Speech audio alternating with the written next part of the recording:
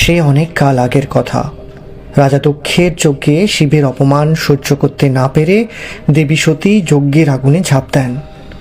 সতীর মৃত্যুতে শিব শোকে বিহ্বল হয়ে সতীর মৃতদেহ কাঁধে নিয়ে প্রলয়ঙ্করী নৃত্য শুরু করেন, যাকে তাণ্ডব নৃত্য বলা হয়।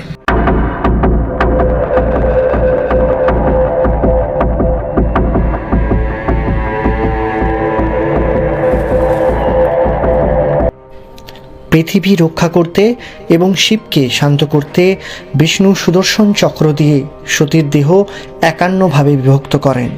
সতীর দেহের এই অংশগুলো ভারতীয় উপমহাদেশের এবং বিশ্বের বিভিন্ন প্রান্তে পড়ে, যা ৫১টি পবিত্র শক্তিপীঠ বা সতীপীঠ হিসাবে পূজিত হয়। এই ৫১ সতীপীঠের মধ্যে ১৩টি আমাদের এই ওয়েস্ট বেঙ্গলেই রয়েছে। এই সিরিজ তা নিয়েই।